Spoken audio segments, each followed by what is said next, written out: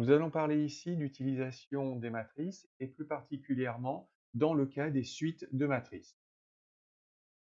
Dans un premier temps, on va définir ce qu'est une suite de matrices colonnes. Donc, si on considère un entier naturel n, on appelle suite de matrices colonnes un des matrices colonnes dont les éléments sont des termes de suite numérique.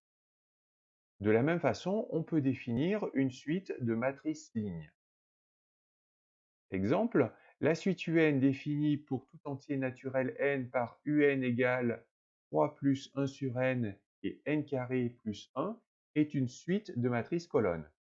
Ces éléments sont les suites numériques AN et BN qui vont être définies pour tout entier naturel n par AN égale 3 plus 1 sur n et BN égale n carré plus 1. On dira qu'une suite de matrices converge si chacun de ces éléments est une suite convergente.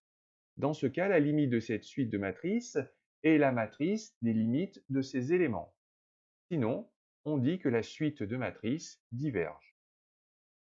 Par exemple, la suite UN définie pour tout entier naturel n par UN égale 3 plus 1 sur n et n carré plus 1 diverge, car la limite de 3 plus 1 sur n vaut 3 et la limite de n carré plus 1 vaut plus l'infini.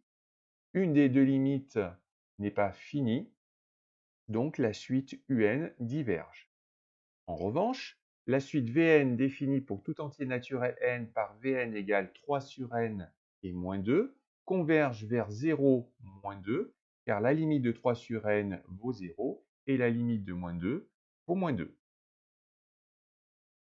Maintenant, définissons les suites récurrentes. Si on considère A une matrice carrée d'ordre P et UN une suite de matrices colonnes à P lignes, telle que pour tout entier naturel n, UN plus 1 est égal à A fois UN.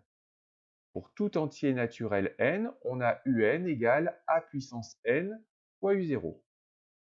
Par exemple, si on considère les suites AN et BN, suites numériques définies par A0 égale 2, B0 égale 0, et pour tout entier naturel n, AN plus 1 égale moins 2AN plus 2BN, et BN plus 1 égale 0,5 AN plus BN.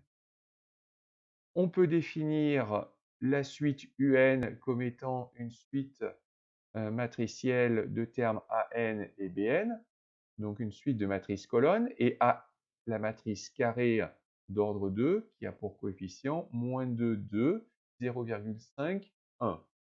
On a ainsi U0 égale le vecteur colonne 2, 0, et leur relation de récurrence, UN plus 1 égale A fois UN pour tout entier naturel n. En particulier, on a U7 égale A puissance 7 fois U0, et avec la calculatrice, on peut obtenir la valeur de U7, qui est la matrice colonne moins 628, 97. Maintenant, on va parler de l'état stable d'une suite récurrente.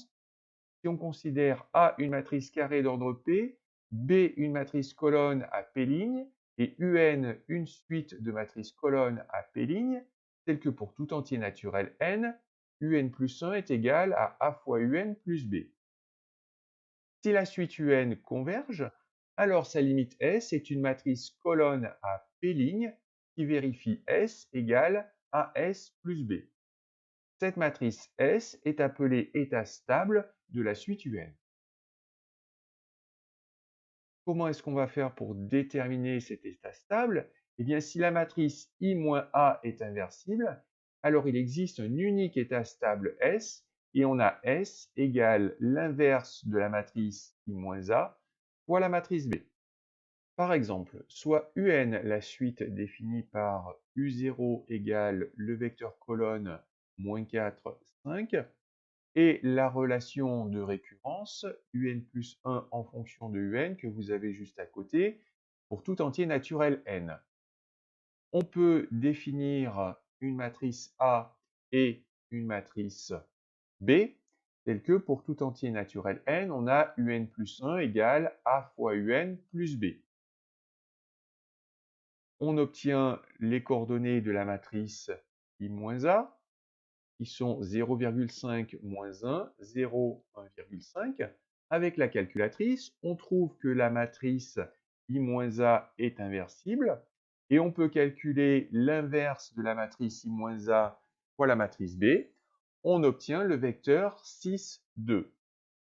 Cela signifie que la suite UN a pour état stable le vecteur 6, 2. Attention, une suite peut avoir plusieurs états stables et une suite peut avoir un état stable sans pour autant converger.